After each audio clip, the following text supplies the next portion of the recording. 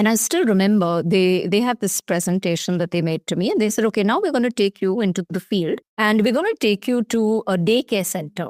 Now, being naive, I thought, a daycare center would have these kids bouncing, bubbling like a little nursery would have. And they took me from Santa Cruz to Dharavi to this daycare center, where at that time Sneha was running the largest urban malnutrition program in the country. It had just started the program. What I saw there really shook me, because there were about 18 to 20 kids who were extremely weak, listless. There was a 2-year-old who could barely hold her head up. And I think that really disturbed me, because I realized that I had spent my entire life in Mumbai. I worked maybe 3 to 5 kilometers away from Dharavi in BKC. But there was a whole reality over here that I didn't know about. When you demonstrate impact, that is how you build trust in a community. Welcome to Inspire Someone Today podcast, a show where we dive into the stories and insights that has the power to create ripples of inspiration in your life. I'm your host Shrikant, and I'm thrilled to be with you on this journey of inspiration.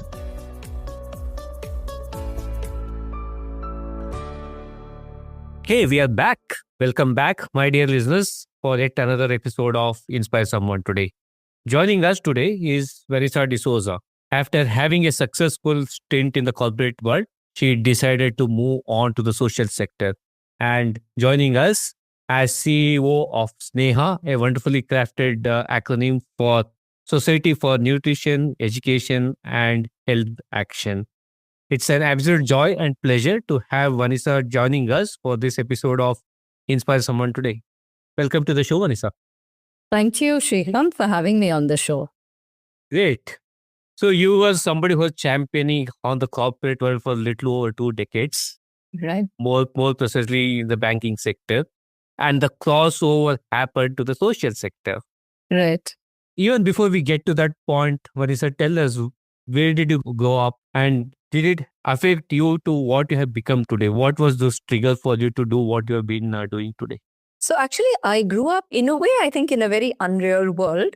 My dad used to work for Esso, the erstwhile Esso, now, of course, Hindustan Petroleum. And he was there before the nationalization. So we lived in this really lovely, very green, leafy place in Trombay, which is where all the refineries are of Mumbai. And literally in the morning, we would have jackals coming and, we would have lots of nature, birds. It was actually a very idyllic surrounding that I grew up in. And I came in from a family we're actually 4 girls. I'm the youngest of the 4 girls.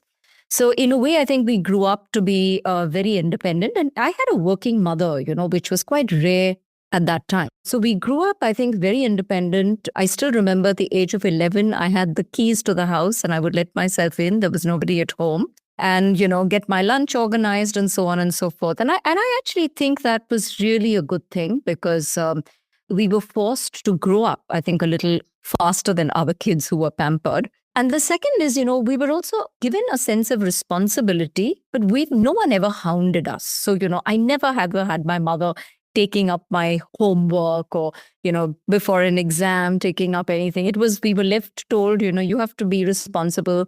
You have to do, you have to study, you have to have a career, etc. And I have to thank my father for that because, in those days, a lot of people felt that, girls are going to get married in any case, right? So why make them bother to study? But I think, he was quite focused about us being able to stand up on our own feet when we were adults. And I think that influenced me to a great extent. It made me quite self-made and independent and also instilled, I think, a lot of confidence in my own abilities. Right? And I think that, has certainly helped me in life.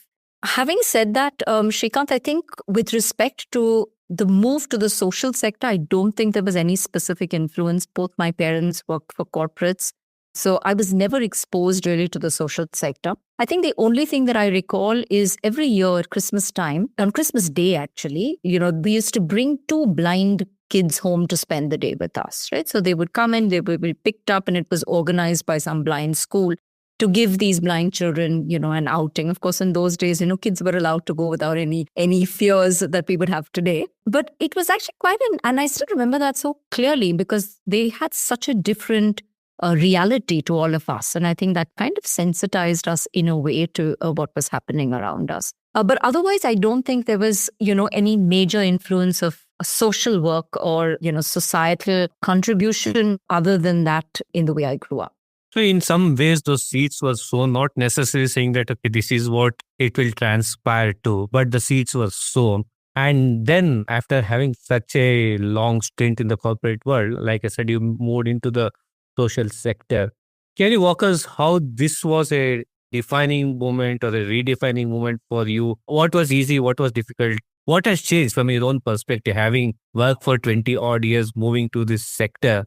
What did you kind of work? What was your inhibitions or the lack of it?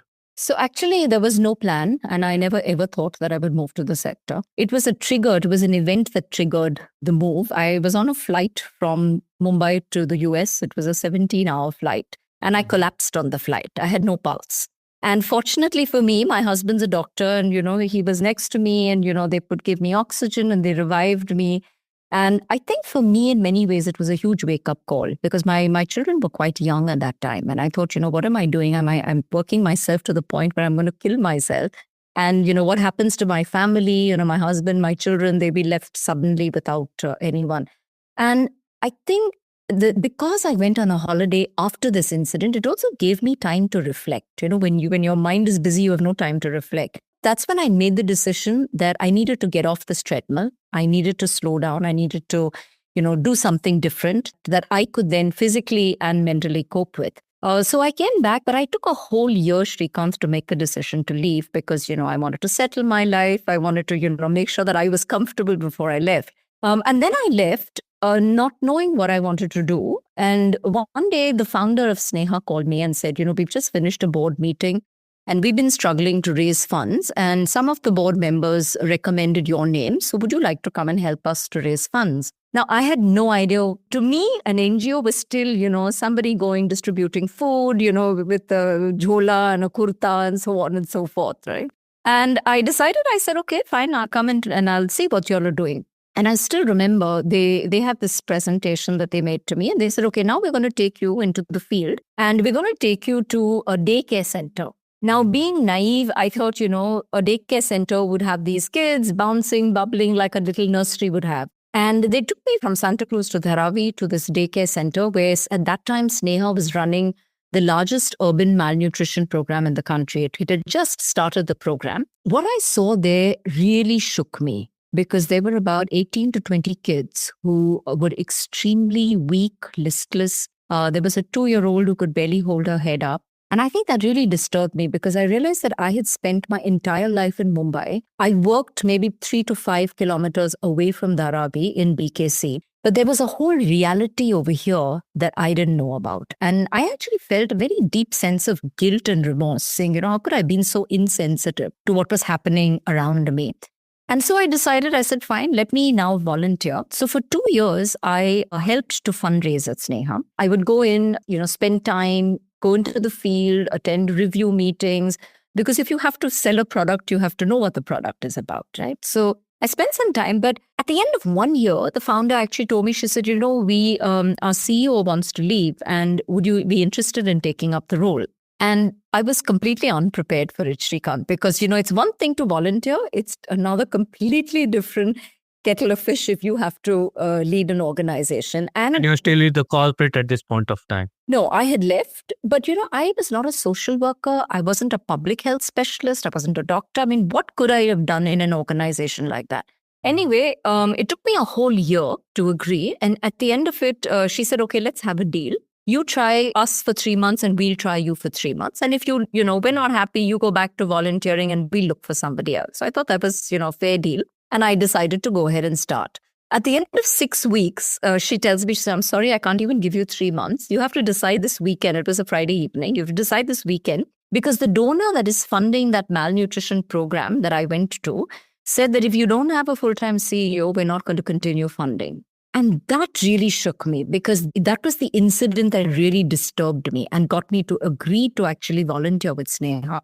Having said that, I think, having spent time volunteering, having spent a few weeks in the organization, I did have some sense of what was happening. So I said, all right, I'll continue. And I thought maybe 2 years, 3 years I'll work and then I move on. It's now 12 years, Shrikant, that I'm still very much in. And in fact, now when somebody says that you're from the corporate sector, I think, really? I seem more like I'm from the social sector. So it just seems like a previous lifetime that I was in the corporate sector. Answer your question about what the shift has been like. I think the shift has been absolutely phenomenal because in many ways, I think, you don't live in a bubble. You live in a real world. And you are constantly reminded about how grateful one should be. Because I think the one thing that struck me when I saw those young children was, what have those kids done to be in a situation like that? They've not done anything to deserve that. Right? So if any of us have good fortune or being able to grow up, being born in certain families, we just have to be grateful for it. So I think it brings in a lot of gratitude. It brings in a lot more sensitivity to people who come from very different backgrounds. And let me tell you, even people that work in the social sector, many of them come from very challenging backgrounds. They come in with lots of challenges and they come to the social sector to find that kind of purpose in life. And I think if you're sensitive to understand that people have different realities and, they come in with a whole lot of baggage, it becomes much easier then for you to understand what the person, where the person's coming from, why they're reacting the way they're reacting. So I think overall, people often say, it's so good that you're giving back. I always say, I'm not giving, I'm actually receiving because, the amount that I have learned and grown as a person, I don't think that would have been possible if I continued in the corporate. There's a whole new world that has opened up. And I think that's been really nice. The second thing I think is, whenever you have to work in low resource setting, you just learn to do so many more things. Because, when you work in a corporate, there are so many specializations. But when you're in an NGO, you have to do everything, right? You have to do marketing, you have to do finance, you have to do programs, you have to do tech. So there's constant learning. And I actually enjoy, in fact, I thrive when I have to learn. So I think that's been another great experience for me. So is that a hallmark of all CEOs that learning becomes the cornerstone of everything that they do? I think so. I really think so. And I think in the social sector, it's probably more because you don't have access to specialized resources. You have to, so for example, if you want, say, to do something in technology, the first inclination is to go and find a tech company that can do some pro bono services with you. And you try and actually do a patchwork. And in fact, one of our tech advisors said, NGOs are famous for doing jugaad when it comes to technology, right? Because you have to manage in the limited resources you have. And I think it does force you to learn a lot more, not just delegate things to other people. And ultimately, I think, you don't have shareholders. You have a board that you're responsible to. But more importantly, I think you're responsible to a community. And, if you're conscious of the fact that you're there, you're actually serving thousands of people who don't have the kind of agency and the knowledge that like a shareholder has. I actually think you are more responsible because you know that now you're dealing with somebody who doesn't have the agency to demand anything. So I think it teaches you a lot of, it forces you to be much more sensitive, to be much more mindful of the decisions you're taking because the implications could be so much more. And you did touch upon a very significant element of the whole community piece, which is community building, right? So this particular sector thrives on the fact that the stronger the community that you build, the stronger the impact it would look like. And how hard it is for you to kind of, one, mobilize somebody to kind of do what you are doing, to also develop that element of trust and credibility. Ultimately, it boils down to those elements, right? Nobody wants to fund something if they see there's no trust, there's lack of trust, there's lack of credibility. So one is that element of it. Two is to motivate the people wanting to work in these sectors who can be those trusted leaders who can build the community. So as a CEO, what are your challenges and how are you dealing with that? So, more than impact, I think one thing that I am very mindful of is the fact that there is so much potential in the community. And as an NGO, I think one of the biggest advantages we have is actually giving people wings to fly. So when we talk about community engagement and impact, I absolutely think it's essential because an NGO or a government can only do that much. Ultimately, each of us has to be accountable for our own selves, whether it's education, whether it's health. You have to make that effort. Now, the problem that we see is that the members of these communities don't have knowledge, they don't have agency, they're unable to take action. And what our role really is to give them the tools. So the tools could be the information, it could be the training, it could be the empowerment to actually take that action. So, for example, we work on a very difficult topic, which is domestic violence. And we know that patriarchy and gender are, come down from generations, millennia, actually. So how do you then get a woman to stand up against somebody who's, a husband or an in-laws, etc., where she's facing physical or emotional violence? So the process that we followed in any community is, first of all, we have to demonstrate the value we're adding to the community. So you have to go in there, the Sneha frontline workers have to go in there and they have to actually counsel survivors of violence. They have to get them out of a violent situation, or they have to work with a mother and a malnourished child to bring a child out of malnutrition.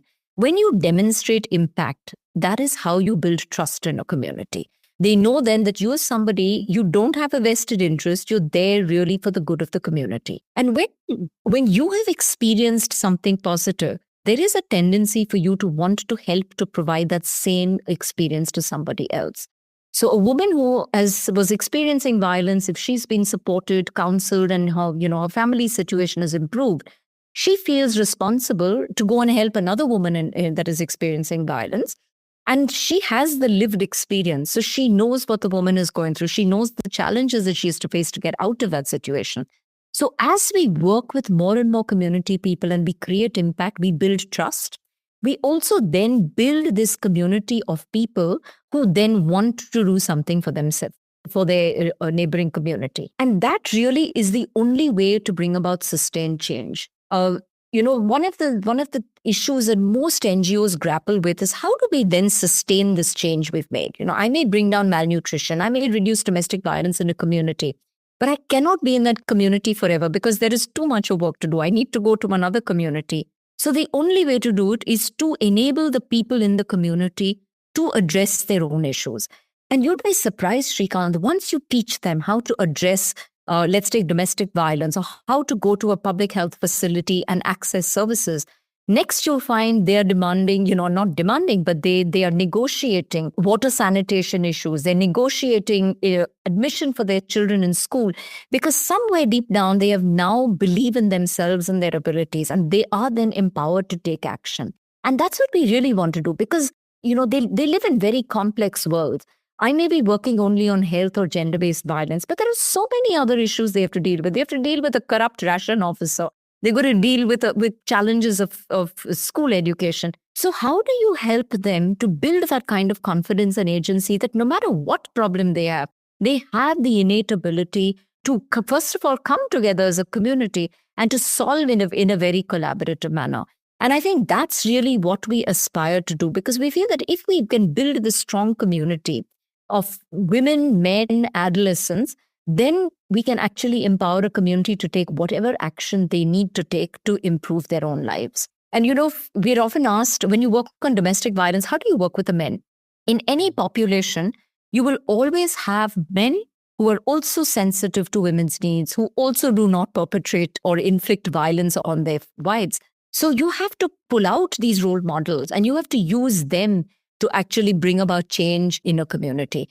And I think that's what we try and do. We bring out both the people who are working well in a community, the people who are struggling in the community, and we make role models of the people who are working well, and we get them to help other people. So ultimately, it's a community coming together and through a very symbiotic way, helping each other. And you did mention about it's just not one challenge that you're going to solve. So there's a multitude of challenges that is out there. And again, you will not be able to address every bit of it.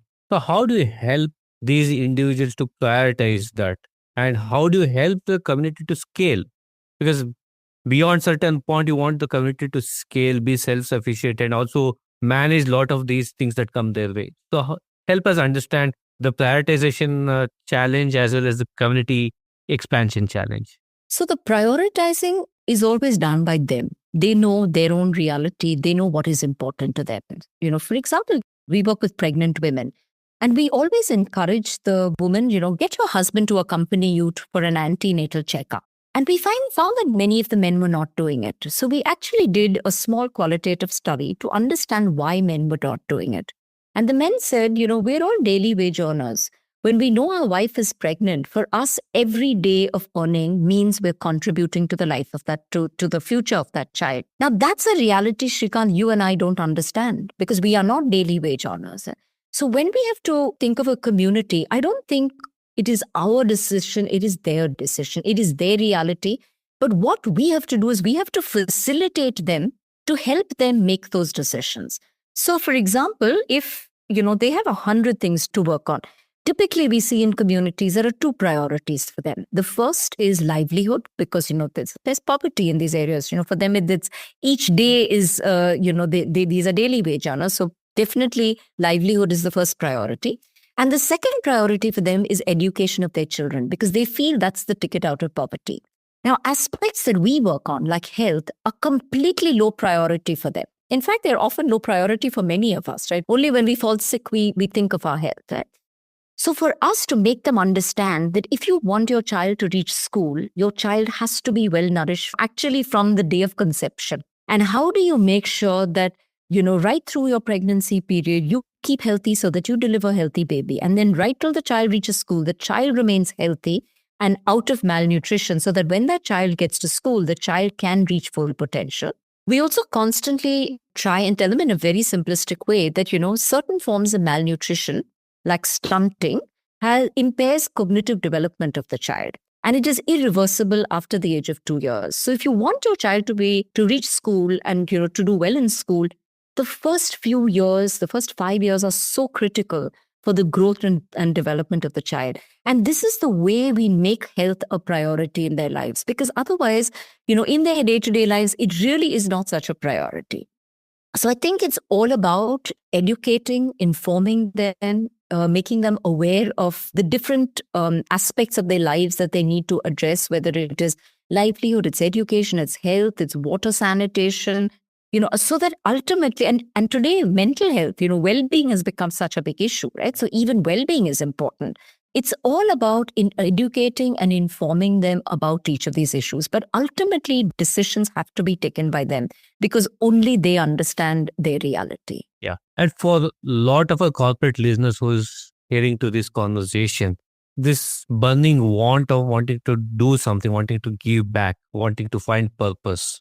And some are in that dilemma of how do I make that switch? I want to have my day job, but at the same time, I'm equally caring about the community.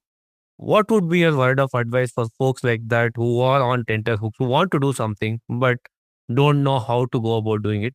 And more so, if they want to get associated with Sneha, how can one go about doing that? So I think, first of all, it's very important to find what area you are passionate about, because you have to be driven to do something. So different people are passionate about different things. In fact, I never ever thought I would work in health, Shrikant. I always would have imagined I would have worked in education. But today, if you ask me, if I didn't work in health, where would I work? Maybe I would want to work in climate. Yeah.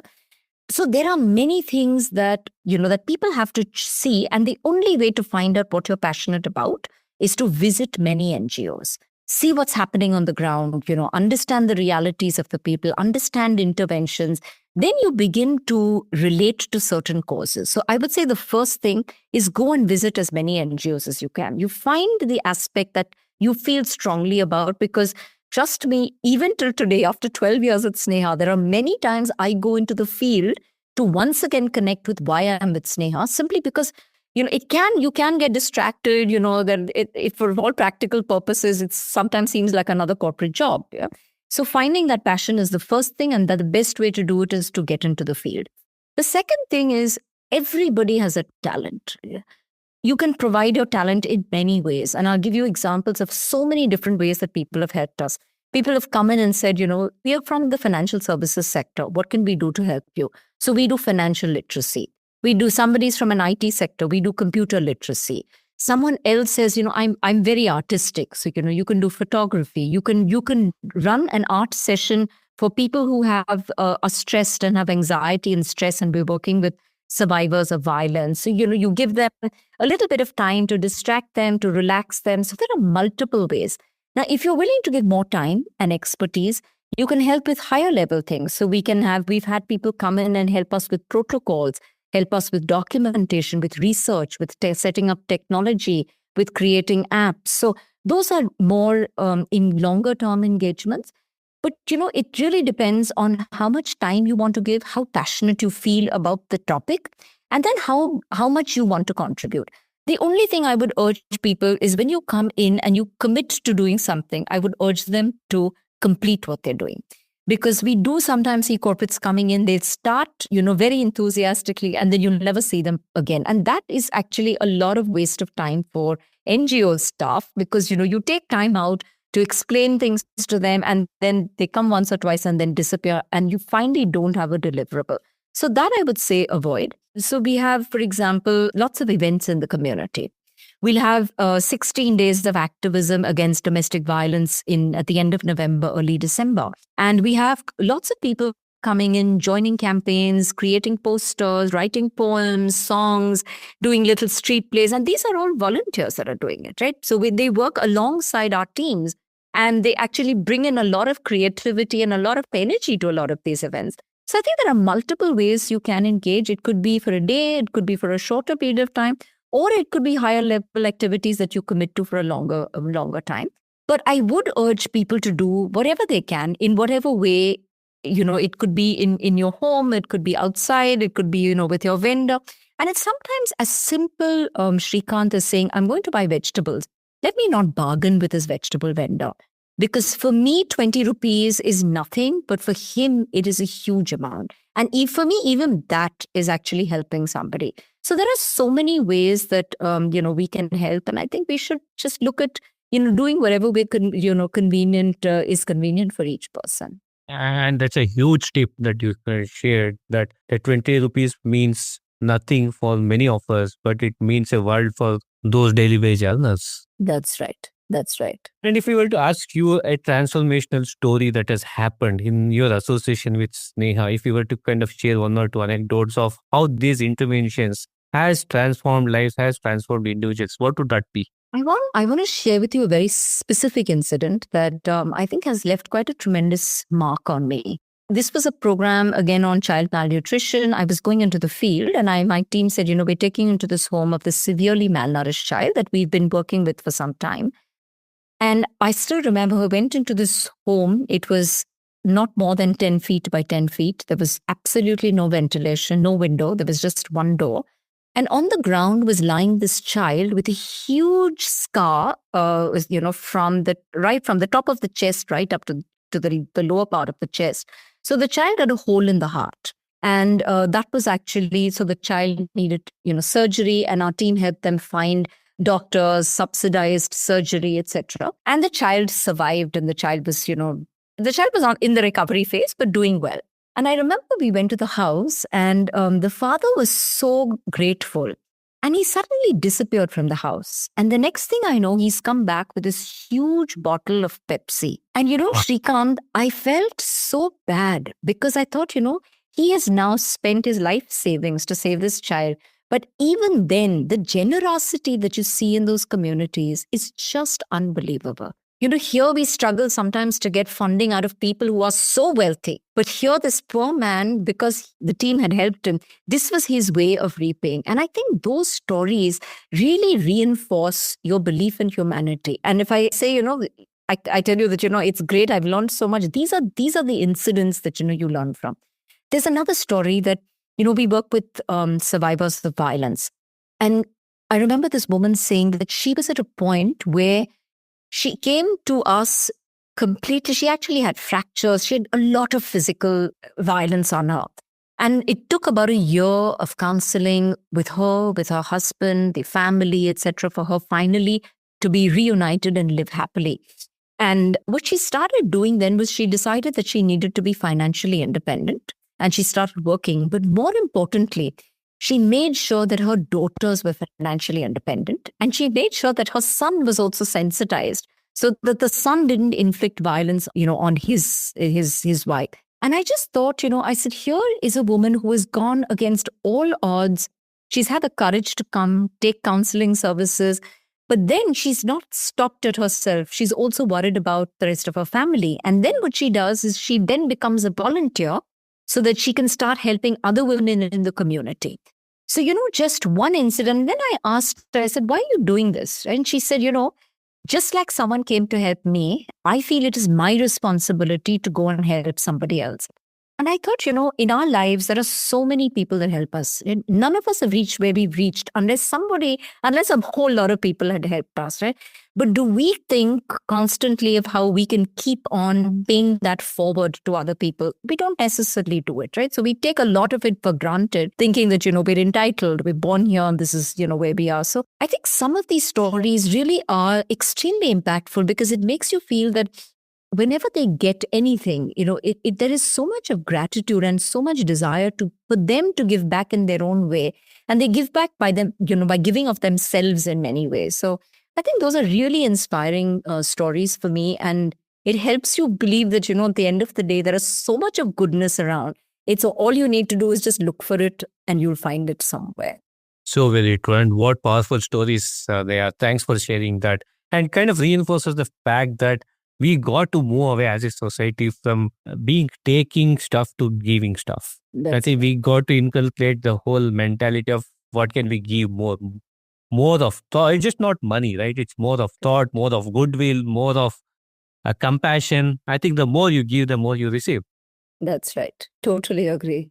So Vanessa, as we are talking all of these things, one thing that keeps coming back to my mind is, what are some of the life skills that this journey has led you to kind of develop that you would recommend anybody to kind of jump into this bandwagon and focus on those areas that will help them not from a technical skill set standpoint, but from a life skill standpoint? So, I think, Shrikant, my life is almost like divided into two, right? Because I've had a career shift. And I have to say, I think the first part of my career was extremely important. I think Citibank had really built the foundation for me. And then they say Citi is the best university in the world. It really is because, there's so much of autonomy there, but there's also accountability. And there's so much of, ambition and drive amongst people in the organization.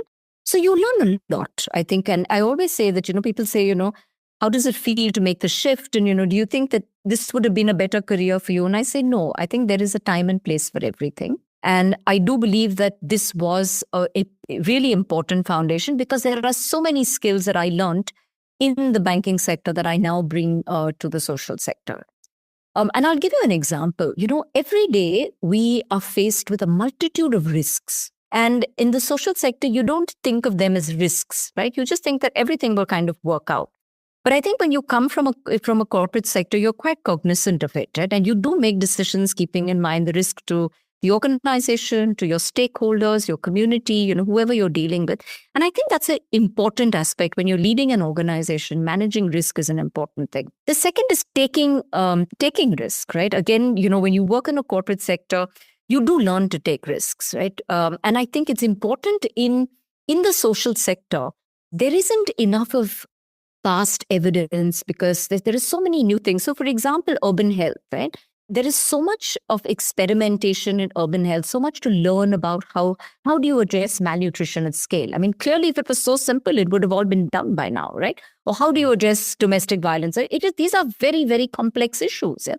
But it's really important to pilot and try new things. And the minute you have to try, it means you have to take risk. Yeah? But taking risk, keeping in mind, and this is something I learned quite early at Sneha. When I came in, I remember I was asking the board, is how do you make a decision at Sneha, right? What is your decision matrix? And I remember the board saying the first and most important stakeholder is your community. Whatever you do, whatever decision you make, first of all, make sure that it is the right decision for the community because they don't have a voice, right? The second important thing is the government, right? Because the government at the end of the day is a huge institution. And whatever we do, we must do right by the government. When I say right, meaning you work within the framework of policies, laws, etc. Right? And the third was your staff, because at the end of the day, unless your staff are motivated and they are driven towards the mission, you're not going to be able to make them work. And the fourth are donors. Okay? Now, this is a very complex thing because if you think of marketing in a corporate world, you have only one customer.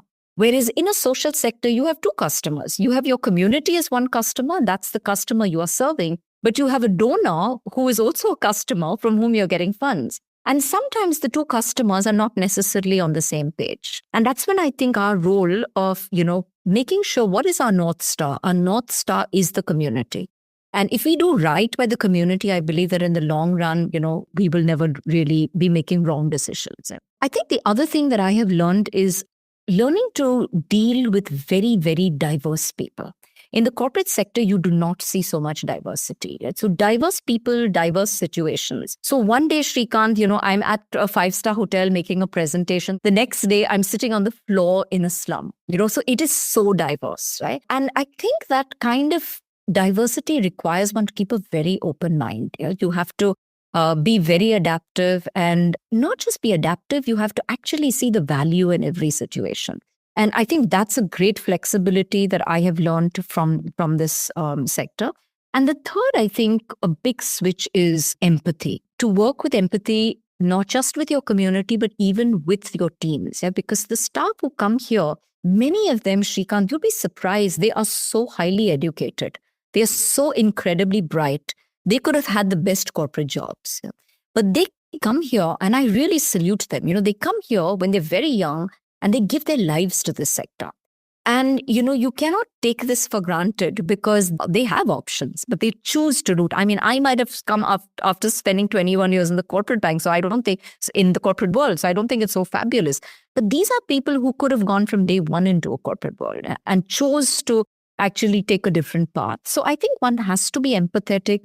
One has to understand where they're coming from, what their challenges are, so that we actually support them in this journey, because we do need more people like this who are willing to make this bold decision to actually not run to the corporate world and run after money, but actually to work, for society. Because ultimately, if you see, in the long run, GDP is a value, but, the value that you're creating in a community is sometimes difficult to quantify in monetary terms, but it's probably much, much more in terms of what it's going to do to society. So I think those are some of the things that I've kind of learned in the last couple of years. And if you were to add a dash of leadership skills to that, what would that be? I think leadership with humility is what I would say. That's leadership with humility. Yeah, I think that's the most important. And again, fortunately, the way I'm made is I don't believe in a hierarchy. I do genuinely believe that the reason we have organization structures and hierarchies in organizations is because you need it to function, right? So therefore you need a head, you need different department heads. But I think the voice of everybody is equally important. So I listen as intently to my frontline workers I would listen to my director, because I do believe that each of them brings in extremely valuable inputs. And if we're able to listen to them, I think we actually can make much better decisions as leaders. Humility and listening skills. So if you're ready, the first of the Power of 3 round question coming to you. Yeah. 3 book or podcast recommendations to manage transformation. One is that have really, impacted me. One is The Courage to be Disliked. I think that's, it's about how you actually free yourself, you change your life, you don't put so much of, and you actually allow yourself to be who you are. So I think that's the first. The second a book that I really, and of course, I think it's many people's favorites, is Man's Search for Meaning, because the kind of experience that, the author went through as he lived through Auschwitz, and, the kind of humanity he saw in the most difficult circumstances is really what I often see even in the places I'm working in different ways. And the third, I thought that was, actually, I just finished it yesterday. It was a lovely book. The Billionaire Who Wasn't is written by somebody called Chuck Feeney. And Chuck Feeney actually started the DFS, which is your duty-free services. I'm sure you've heard of duty-free services as at the airports. And this was a man who wanted to give away all his wealth during his lifetime. And he did finally do it. And, what I liked particularly was the simplicity in which he lived his own life. And he felt that, I made all this money. He finally had about $6 billion that he gave away. And he felt that, I've just been fortunate to make it. And therefore, it doesn't really belong to me. It belongs to other people. And the way he has actually given it in a way where he's used his principles of business and kept the principles similar to, in philanthropy. But at the same time, I think what struck me when I read the book is that he seemed like a really humble human being, right? And very often in the book, people said that, he was brilliant, he was, very visionary. But most importantly is he would connect with people very well. And, I think his ability to connect was what really I felt was something very remarkable. So those were 3 books I think that I absolutely loved. 3 micro experiments that you practice to keep your focus on the mission that you are on.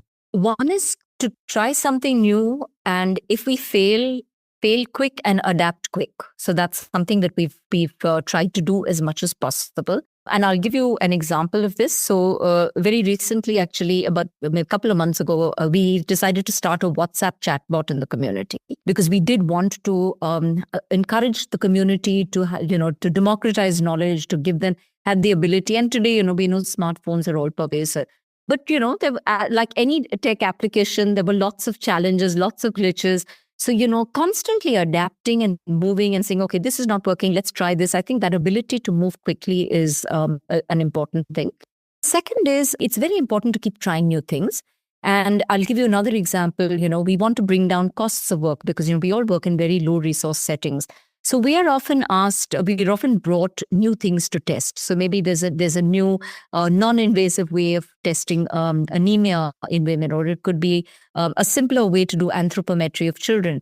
And we always like to try. Of course, we will not test without there being buy-in from the public health facility. So we will do it in collaboration with them. But we are willing to try because we believe that, if we're able to bring in solutions which are low cost, which are non-invasive, it certainly helps the community and ultimately helps the work that we're trying to do. And the third, I would say, is be very mindful of costs. I'm extremely conscious of the fact that the money we get is somebody's donation. And they could have used the money for something else, but they've chosen to give it to us. So constantly, whatever we do, we're very, very mindful of the way we spend funds because we have to be, as careful about using the money as possible. So very true. If you were to give 3 pieces of advice to your future self, what would that advice be like? I think don't take life so seriously. Make sure to slow down, smell the roses, have fun. I think I'm quite an intense person. So I would definitely tell myself to slow down and, not take things so seriously.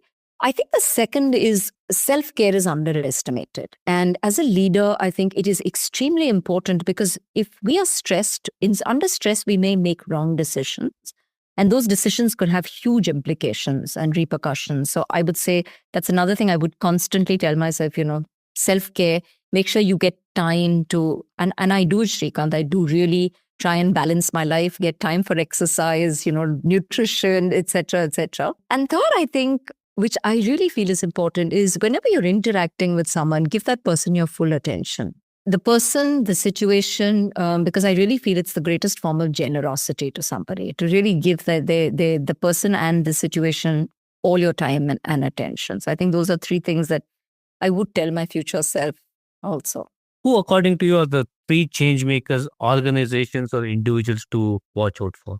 Tough one. There are many of them, Shrikant. But 3 that I think I admire quite a lot are, one is Pratima Joshi, who is the founder of Shelter Associates.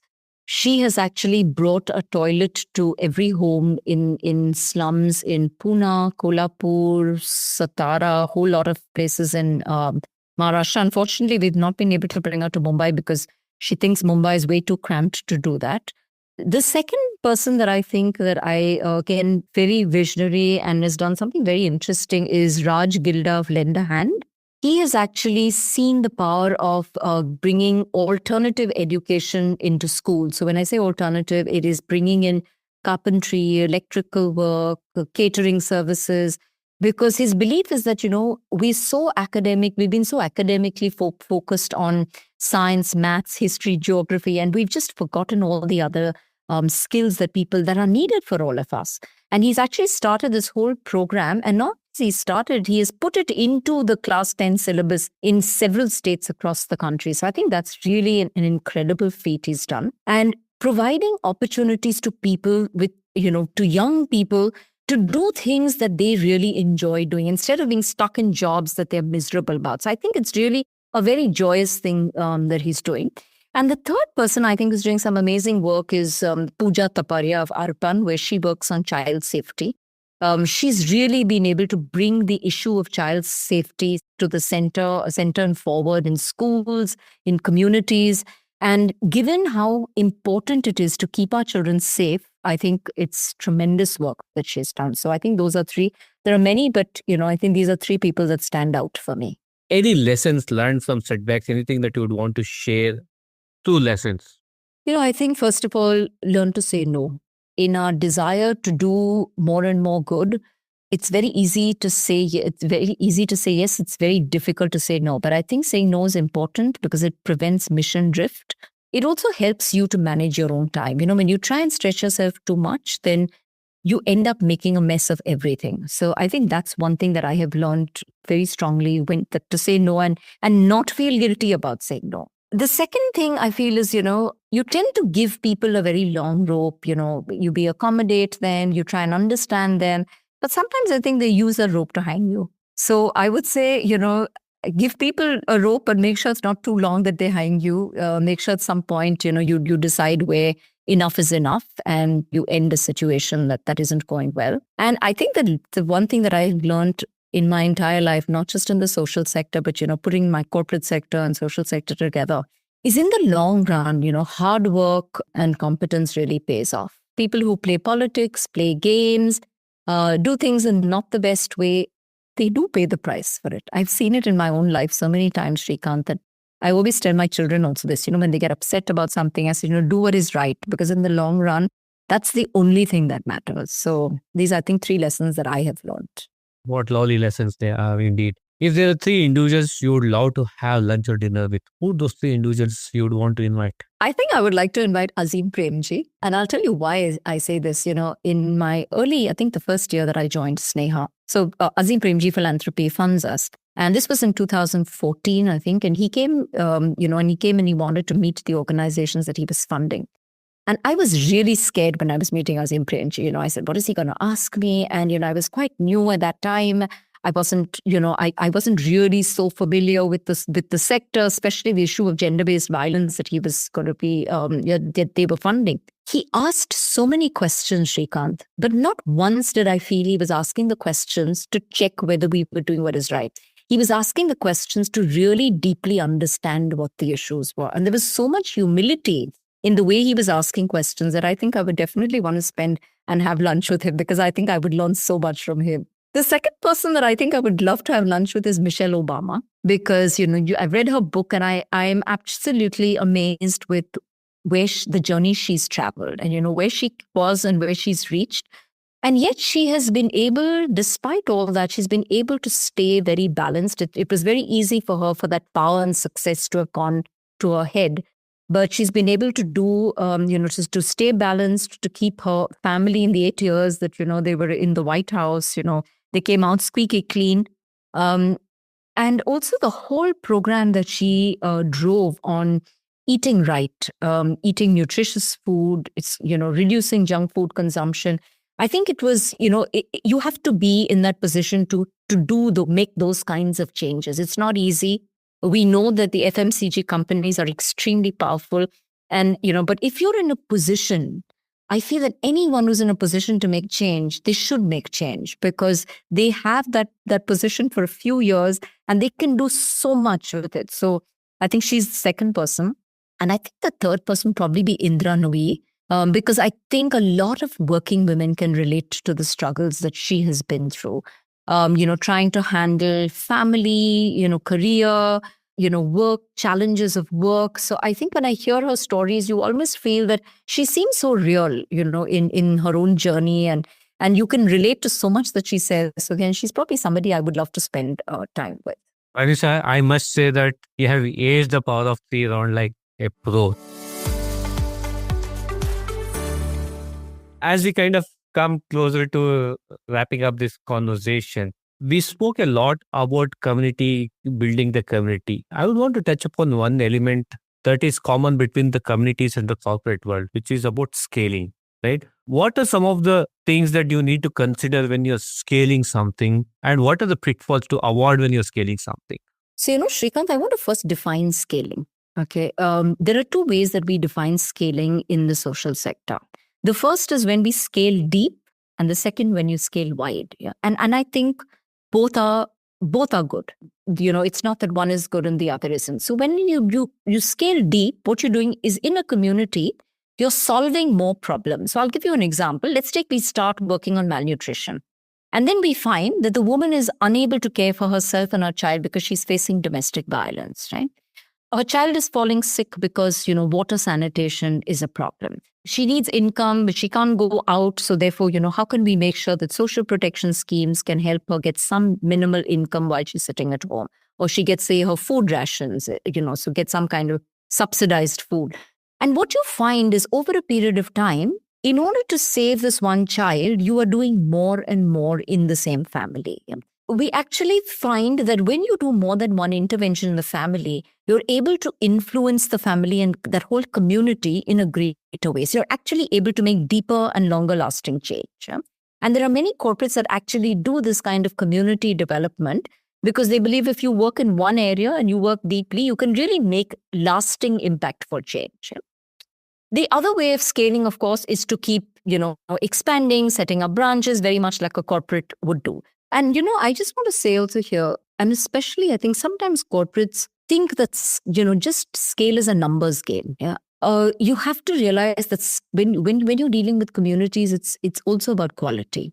And as soon as you start scaling, the most difficult thing to do is to keep your quality going. So if you're dealing with people, these are not products, Shrikant. These are people, right? And, you cannot compromise on quality. You cannot compromise on, for example, I can't start something and then because I have another opportunity, just leave this community and go somewhere else. That's not fair to the community, right? So ultimately, I think if you really keep the community as your priority, you will make sure that even when you scale, you invest. So we do a lot of due diligence on the NGOs before we partner with them. Because we have to make sure that they are philosophically on the same page as us. They have the same North Star that we have.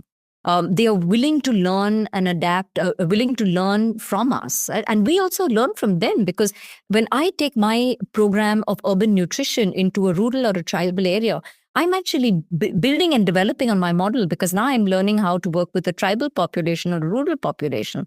So it's a very symbiotic relationship. And we want partners that can see it as a partnership and not as a transaction. So I think that's the way that, we look at scaling. And also agents of change. Correct. And in your role, Varisa, what do you think people misunderstand you about? I think people think I'm very serious because I'm quite an intense person. Like I said, when I have my 100% attention on whatever I'm doing, so people tend to think I'm very intense. But actually, I think over a period of time, they realize that I'm actually quite relaxed. So I actually thought, interestingly, it's the reverse. I thought people thought that I wasn't serious when I actually am. But I realized that it's the opposite. People think that I'm very serious, but then they realize, like somebody says, you have a very serious face. So who had the most impact on your life, career journey all through? I don't think there's a single person, Shrikant. I think different people have impacted me differently. There have been different people who've been the wind beneath my wings or taught me certain lessons for life that I think I respect them for. So, for example, I remember there was one boss of mine at Citibank, and he taught me something that was very interesting. He said, whenever you have a problem, escalate the problem, escalate it upwards.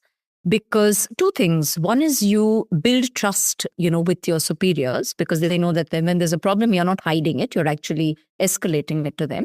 And two, more importantly, they probably have solutions for you. So don't try and solve all the problems yourself. I think, that's a principle I've actually carried right through. And it has really helped me. So I think that's, one person who, and from the same person, I think I also learned that the importance of being fair. I remember when we were a team of us that used to report into this boss. And every day, Shrikant, a different person would get fired by him, right? So the good thing is, because we didn't know whose turn it was to get fired, right? So the whole team was so united. And you won't believe, even after all these years, we're still on a WhatsApp group and we're still united because I think, one of the things we realized that he was so fair. There were no favorites. And, therefore everybody looked out for each other. So I think these are people that I really admire for the people they are, and very solid, very strong kind of bosses. I've been very fortunate to have worked with some amazing people at Citi.